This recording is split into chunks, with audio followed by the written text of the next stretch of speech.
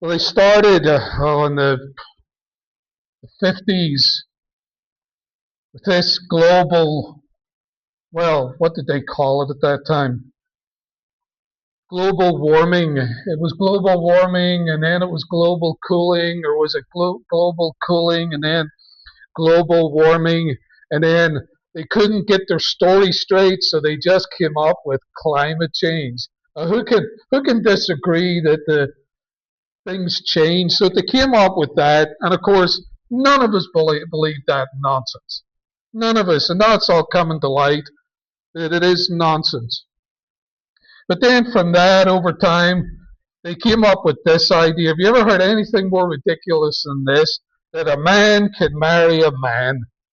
That you can have two men in a marriage. And of course, they pushed that through. And everybody knew this was ridiculous and crazy and the collapse of the West. But oh, they did it anyway. And look what it's got to. The next thing is a man could become a woman. You would need to get a frontal lobotomy to believe something like that. That is so contradictory to every scientific fact in the world from the beginning of time that a man can become a woman. But they sold that to masses of people. And then even better, that men can have babies. Man, we're in the life of Brian Sketch. One of their little revolutionaries wants to be a woman and have babies. And it was rightly mocked then. It should be rightly mocked now. It's cuckoo. It's crazy. It's nuts. A man can have a baby? Oh, and then we had the COVID thing. Of course, never let a good crisis go to waste. And they piled in with all the little arrows that you had to follow around the grocery store. people could go in. People could go into restaurants. Had to be masked up when they're when they go in, but then they could take it off, eat their food, put it back on again. Just lunacy, pure lunacy. And the last thing we heard this past week, aliens. The aliens are coming. The aliens are coming. That wasn't on my scorecard for this year. Yeah, I didn't think you're going to have governments, the United States of American government, releasing grainy videos and having people talk about aliens. But worse than that, groups of pastors, pastor spelled P-A $Tors. Don't forget the $. Research some of these clowns. They've got millions of dollar ministries. They're known to be hustler, doing the religious hustle. They're all over X and YouTube coming out with this. Oh, we've been asked to get together with the government. A privileged few, of course. We're getting together, and officials are going to prepare us for a great announcement about contact with aliens. And we just want all of our people not to be afraid. And then, of course, then you get the end times people jumping on top of this. Oh, it's all in the Bible. Just go to the book of Ezekiel. That's obviously a spacecraft in Ezekiel. And then we get to marks of the beast, and the aliens are all coming to get us. The minute you hear it, though, you think of the movie Independence Day, right? I thought they did that really well. Independence Day. Everybody wakes up. There's giant alien spacecraft all over the city, in every major city on the earth. Aliens arrive. Spacecrafts hover over the capital of Washington. The clocks start ticking down. Everybody's in frenzy and terror. Just imagine it did happen, right? Everybody's waiting. The aliens are coming out. We've talked to them. They're coming out to make an announcement. They're here. They've arrived. How exciting. All the world. Cameras are there. Delegations from all over the world. It's going to happen. They're going to talk directly to the president and the government. And of course, it's going to have to be a big door that comes down, and it comes down platform. Suddenly these humanoid kind of creatures come out. Maybe if they look just like us or taller, whatever, they come up, they walk down. Every mic in the world is centered there, and these aliens arrive, and their spokesman says, "Well, people of the earth, we're here to talk to you about events that happened on your planet nearly 2,000 years ago. We're here to remind you that God, the creator of it all, came to the earth, and you crucified him.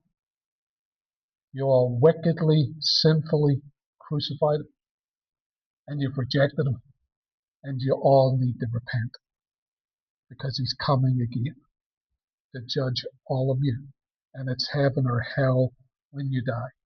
If aliens did that, you know what the front page New York Times would be? CNN, Islamophobic, homophobic aliens peddle dangerous white supremacist Christian nationalism. Far-right fascists. That's what they would say. That's what they would do. There would be a lot of people very upset. Our Muslim friends would not be happy. But let's face it, they're never happy. They're never happy. I always find that fascinating. People think if aliens turned up, they're going to, there is no God, Christianity's nonsense. What if they turned up with the gospel? But as a hypothetical scenario, this is a thought experiment. Keep that in mind. Ian is not saying he believes in miracle or in angels or in aliens. I'm nowhere going down there. This is for the record. I'm live on being recorded. But if aliens are right, thought experiment, movie material, right? If that something like that was to happen, would that change your life? Would you be worried about the price of peanut butter? Would you be thinking, "Oh, aliens arrived. Got to get to that sprinkler system and get it fixed"? Would you be worried about getting into work on time? Would you be worried about those extra gray hairs or how you're aging a little faster than you'd like to? Well, would it affect your life? Would you be affected by how much is in your bank account? Well, aliens arrived, but my IRA's doing well. No, life would change for you. Life would change radically if aliens came to Earth. Now consider this. God came to the Earth. God, not aliens, not some hybrid race, not someone that evolved on another planet. God came to the earth. God came to the earth and walked amongst us. He came to the earth as a child. He came to earth as a servant. He came to earth as a carpenter. He came to earth as an ugly man. Isaiah says he had nothing about his appearance that we would exalt him. He came to earth. God put his foot on this planet nearly 2,000 years ago. And hear me, if we grasp it just a bit, that truth, that God came to earth, then everything changes. Everything. Everything will change for you and I. Because there's no bigger truth than that. There's no bigger truth than God put his foot on this planet historically and literally 2,000 years ago. It changes everything, both personally and within our families, within our communities, within our society, within the country, and within the world. It changes this lie, and we get it constantly, that men are ruling the earth and running the world. The fact that God came here changes all of that. That's a lie. It changes the idea that your life is pointless and worthless, and that you're only here for a certain period of time, and then you die and get forgotten about, and people move on. The fact that God came here changes your whole and my and our identity and our future and our past. The idea, and this is coming next, they're killing people in their tens of thousands in Canada. They're going to start trying to do it here. They talk about people as useless eaters. The truth that God came to earth means that every human person, everybody has value. And there's no such thing as a useless eater. I don't care if they're crippled in their beds, if they're old and they're within weeks of leaving. The truth that God came to earth means that person has value and dignity because he came for them as much as he came for the healthy and the young and the successful. Changes everything. Tells us this, that there was a plan for mankind before the creation. In God's mind, the incarnation was present. This thing has been planned out from the get-go. This is We get an idea that God's just kind of making this up as he goes along. He looks at it and goes, oh, they're going even crazy over here. It's crazy over there. I'll have to step in here and step at the... We don't know who we're dealing with. He spoke it all into existence from nothing. And from the beginning, he knew he was coming. He knew he was going to put his foot in this planet. And he came and fulfilled his plan. The Son of God came to earth and fulfilled that plan on the cross. He rose again physically, historically, literally, factually, and because that's true, everything's been changed. For you individually, for me, for us, for everyone. It changes everything. I've never been on death row. I'm not planning to go there. It's not on my checklist for life. Okay, I'd like to go see the Grand Canyon. Would like to go fly fishing again in Montana. Next is death row. It's not really there. I can't imagine a guy who's on death row. What kind of existence is that? And sometimes keep these guys in there for 20 years and we think that's merciful. Then you have to pick your last meal. I have thought that out. As you do, like 3 in the morning. What would I pick for? Do you know what I picked for my last meal on death row? The world's largest pizza. And then I would eat it really slowly over years. I don't think I'd get away with that. But there's been times in history where states have had people on death row who know they're coming. They don't know what time it is, but they know they're gonna get the death penalty, and they've abolished the death penalty in that state while those guys are under that sentence. How's that guy feel? How's that guy feel? He's being taken through the last, and it's happened. He's been taken through the last stages to be taken in for the execution. They're walking him down there. They're getting him ready. There's guards everywhere. It's a conveyor belt to death. He's on it. He gets in there. They strap him into the seat. They're about to hit him with the lightning, and a call comes in. Stop! Stop! They've abolished the death sentence. How does he feel? Do you know what would be even greater? That he was found innocent. And he got to walk out of there after being on death row.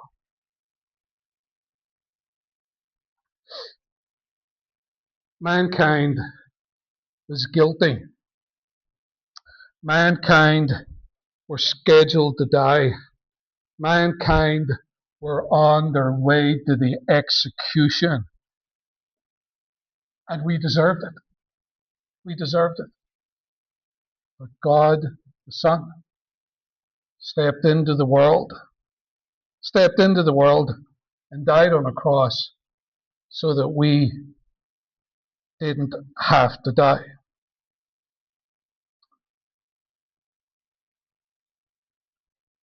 How do you feel about that?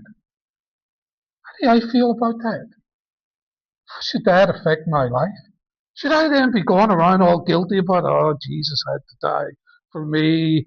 Oh, I'm not worthy. Look at me. It's terrible. Oh, I'm trying to do what he wants, but I'm always failing. For goodness sake, you just escaped death. That might put a little bounce in your step. That should kind of brighten your day. That should be a, hey, I was going to die. I'm not dying today. That should be the effect. I don't know why I'm focused on me when I should be focused on the one who just set me free. What would he say to us? You go see Adams out there. What would he say to us? Oh, I'm terrible, master. Look at me. Oh, I'm such a failure. He's like, oh, what do you think I hung on the cross for? You're not getting it. Mankind, guilty. Now mankind, because Jesus stepped in, walks away from the death sentence. Yeah, Adam. Glad you're here, son. I'll just start the whole sermon again, right? 30 minutes. No. So, I've said today, people are talking about aliens come to Earth. Forget aliens. It's nonsense. God came to Earth. God stepped into this world. And he stepped into this world because we had a death sentence. And we have now been set free from that death sentence. So it's no longer all about me. It's all about the one who died for me, you, us, and them on the cross. But not only that, not only did we escape the death that we deserved through sin, the punishment for sin, we get what Christ got. Christ did not only beat death on the cross, he beat sin, he beat Satan, he beat life itself. He who came into the world took everything on that you're taking on, tempted in every way as you were tempted, but was without sin. That means he won. He won. That means we can win too. In Him, through Him. Everything you're battling, everything I'm battling, everything we're battling together in Christ, we can win this thing. Not through ourselves, but through Christ. Through Christ. I know people don't believe this. I lived a period of my life where I didn't believe this. And someone might ask the question, could it all be a lie? Could it all be a conspiracy? Could this whole Christianity just be a deception to control man and using religion and stuff like that to control people? And we have to say this. Of course it could. Of course it could. If we say no to that, we're no longer rational. We have moved from rationality into a place of blind faith. And God is rational. And He made us rational beings. So we must confront the fact that our faith could be wrong. But could the one who doubts it, who says it's wrong, who says it's all fabricated, could they be wrong too? Oh, absolutely. Absolutely. The skeptic needs to realize in their skepticism that their belief system could be wrong too. I studied scripture with a young man. Well, young. It's amazing how people start looking younger as you get kind of up there, upper middle age. He's probably in his 30s now. His name was Jeremy. He's an anarchist. He offered me Bitcoin, like $6 a Bitcoin. And of course, the genius that I am said no. I contemplated buying 100 of them. And I said, leave it, leave it. But we talked about Christ, but he was a skeptic. And Jeremy told me this. He didn't believe in anything he couldn't see. This is what you call empiricism, the idea that the only thing that is real is that which is material or that you could feel. I said, well, Jeremy, have you ever seen your brain? He says, no. I said, so you don't believe in that either? Well, they could put scanners on there.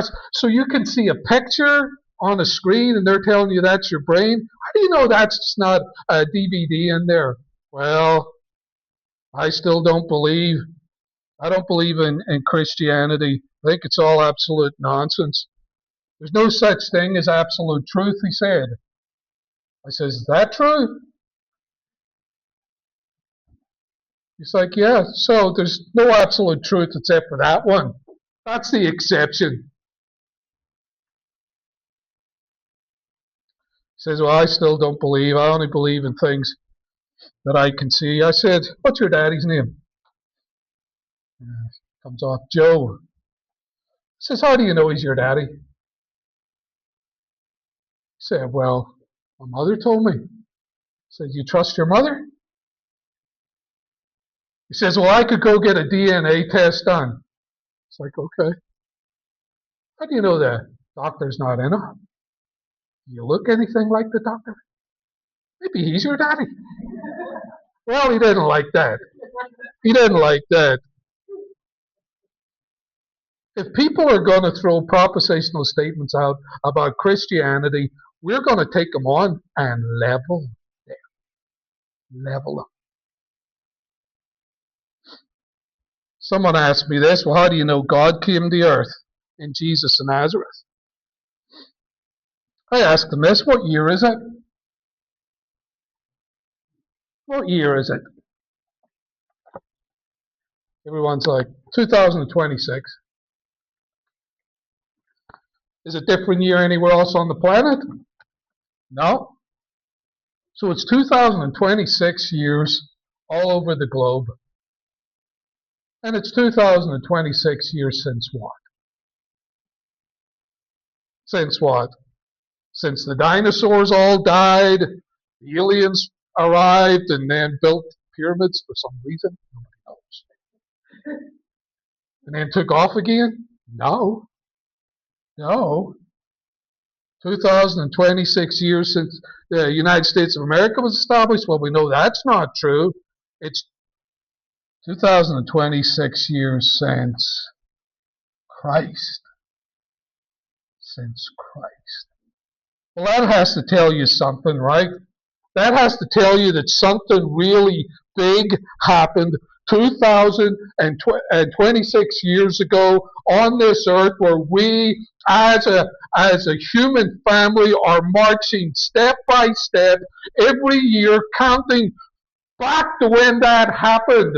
Next year in China, it's going to be 2027 years since Christ. Next time in Saudi Arabia, it's going to be 2027 years since Christ. Every one of them, including the Jews, sign a check. Every time they sign that check and go to the bank, they sign a check 2026 years since Jesus. And you're telling me you don't believe?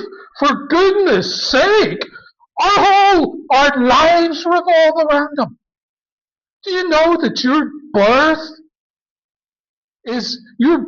the day you were born into this world, is identified from the time Jesus walked on the earth? For me, 25th of October, 1969. That's when I was born.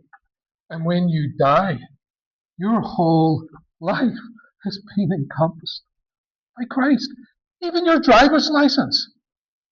When your driver's license expires, it will be according to a date connected with Jesus Christ. That has to say something. Explain that to me. Your mortgage being paid off, your wedding day, your anniversaries, birth of your children, all according and dated according to when this carpenter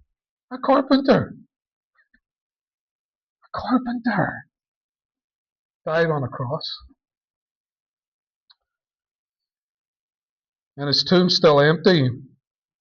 His tomb is still empty to this day. If you want to look for hard evidence, bring me his body. And then I might start doubting. But this idea, I only believe in what I can see. I only believe in what I can feel. There's no such thing as absolute truth. Let me tell you this. You don't believe Jesus is the Christ? Go down to your hippie festivals. Go down to where everybody's smoking weed, getting high, partying it up, getting enlightened. Go down there and say, hey guys, could you hold on a minute? Can we talk about Jesus of Nazareth for a couple of minutes? Can we just stop and explore the topic and see if he's maybe the Christ? They're freaking out already on acid. Their trip's going to get a whole lot worse if you start talking about Jesus. If you go to the barbecue where everybody's getting together for a family occasion, or you're at Thanksgiving and we're all trying to negotiate our way through this, say, just before we eat, I don't want to lead a prayer. I want to talk about Jesus. Do you think that he died for our sins? Do you think he's coming again to judge us? That's the last Thanksgiving you're going to have with those people. Why? Why can't we speak his name? Why does his name change and rattle the world if he's not the Christ? I tell you, I've seen men, hard men, bad men, and I'm talking about the worst of them. I've seen them crumble when you bring up the name Jesus. His name melts the earth. He's a terror. Times I go into a coffee shop, I carry my Bible with me. I put it down on the table, just a Bible. Put it down on the table. I see people around me like, what the? And people get going around the table. It's like I walked in with a Glock, clocked it. and slapped it down on the table. What is it about the book? And that's not even talking about him. That's the book that talks about him, and they're terrified. Someone says, well, the atheists, there's plenty of atheists out there. You mean Richard Dawkins, who now is a self-proclaimed Christian atheist? The atheists are the worst. Well, we don't believe in God. Oh, absolutely. God doesn't exist. Well, of course, how do you know that? But no, we just don't believe him. And in the middle of their crisis, in the middle of their lives melting down, they're all praying, oh God, please help me, help me. Oh, they're praying. The atheists are the biggest prayers on this planet. Oh, I don't believe that. You've been one. I did it. I was there. I was in bars praying. I was in gambling establishments praying. I was praying on the way to the bar. They're all doing it. Everybody is. Sneaking off to God in times of trouble and asking for help, and you're doing it now. And here's the thing. He hears and he answers. And we go, well, that worked out all right. That was a coincidence. But in the bottom of our hearts and our minds, we know we were heard. Someone says this question, and I'm nearly there. I really am nearly there. Bear with me. They say if the death, burial, and resurrection of Christ is true, and these are the people who are just wrestling with it. If they say, why don't more people believe? Why doesn't everybody believe if it's true? I will give you an answer to that today. We don't believe because we're not skeptical enough. We don't believe because we're not skeptical enough. We believe billions of things on faith alone. And I'm not suggesting Christianity is based on faith alone. There's plenty of evidences to support the faith. But we believe billions of things based on the word of somebody else. We'll fall into believing anything like buying crystals. I didn't know this, there's a whole worldwide industry of getting crystals out of the earth and selling them to gullible people for large amounts of money. People will turn to those kinds of troubles. They'll turn to the gurus, the wise ones. Of course, he has to have a very big beard. If your guru doesn't have a very big beard and is dressed in like Indian, clothes, what's that? Oh, man bun. He's got to have the man bun. He can't pick off the fives without the man. Listen to these clowns, these healers. I've met healers and they're sick.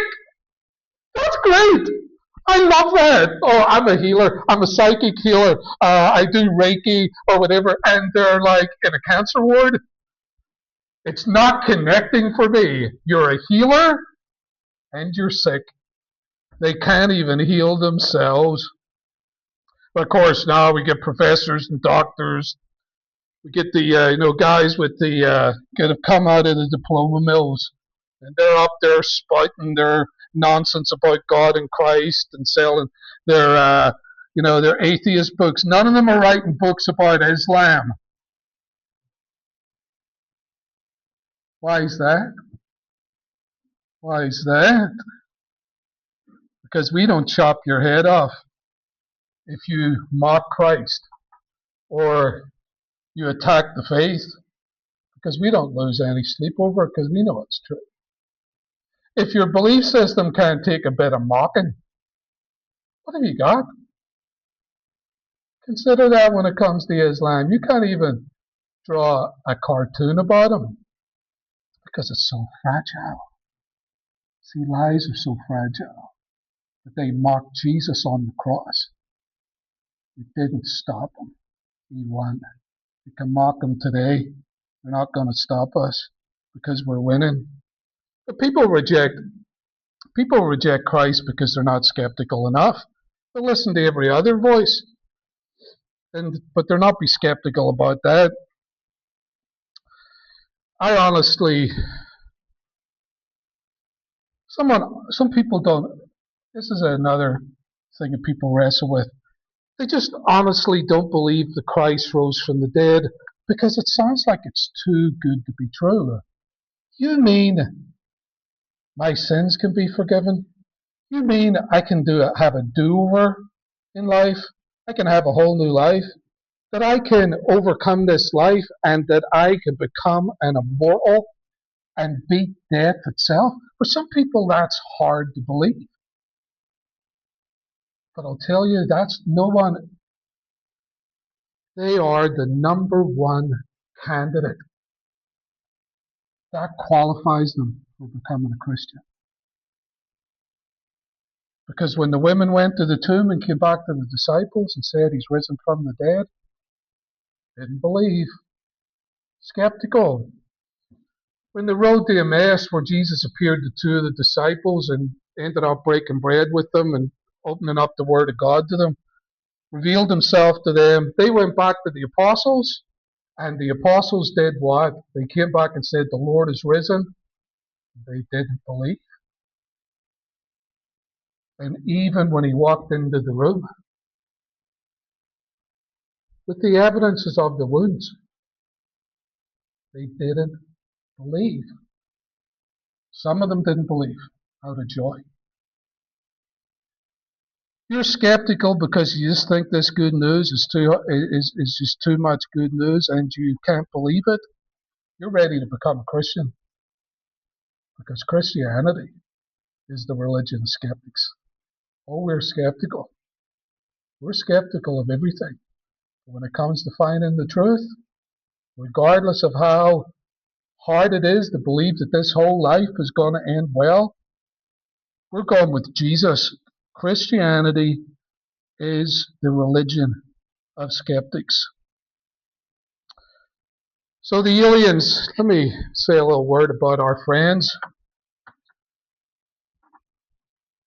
releasing videos about atheists, or, well, they could be atheists. I'm atheist about the aliens. But the aliens, people have asked, why are they so elusive? They got all these crafts that are going around, but we've never really had any real contact with them. And I've worked it out. I've worked it out why they're so elusive, why they're always going fast, they're underwater and things like that. They're tax dodgers. They're tax dodgers. Because they know if they revealed themselves, we'd tax them. So that's why they haven't revealed themselves. Because if aliens did arrive, would they pay taxes? Oh, you better believe they'd pay taxes. We're going to tax those little green guys. And we're going to tax them hard. We'd have an aircraft registration, inspection sticker, carbon emission tax. We'd hit them hard with that. Environmental impacts fees, that's definitely up there. Parking surcharge, want to charge them their passport fees? They're killed on that. We get enough of them. Resort fees. Welcome to Earth. Here's your bell. What about just looking weird and freaky and strange? Fine or fee. We'd do that. If there was aliens, we'd tax them. Because everybody pays taxes. And when we get ready for our taxes, when the IRS are looking for their cut of the pie, we go through it with a fine-tooth comb. We make sure that that thing balances before we put the paperwork in. And we've got backup paperwork in case they decide to look into our taxes. Because we're afraid of the IRS. Because they'll lock it all up on you. You know God's great tax day is coming. God's great tax day is coming. He knows the details. He's in the minutiae of our lives. He is the balancer of the books when it comes to humanity, and his great tax day is coming. No one is going to escape it. No one's going to fly under the radar. Nobody's going to work their salvation out by their own works. This judgment day is coming. He's coming, and he's going to diligently look at every life, and he's going to balance the books. And we have people talking about aliens. God came to earth. God is coming again, and God is doing a personal interview with each of us. Each of us. We're thinking, well, maybe that floaty thing in the video, there might be something out there. Do you know our only hope on that day? Only hope on that day is the man that hung on a cross, the man who divided time, the man who when you were born, was according to when he came into the world. When you die, it'll be according to when he came into the world. For goodness sake, when you renew your driver's license, it's according to when Christ came into the world. He's your only hope. He's our only hope. He's the world's only hope. Because he's God the Son, the one who came in the flesh, died for us on a cross, and is coming again, and he's going to be doing the judging. The supper speaks to us of these truths. Notice it's bread. Notice it's fruit of the vine. The bread speaks of the body, the incarnation of the Son, that God became flesh.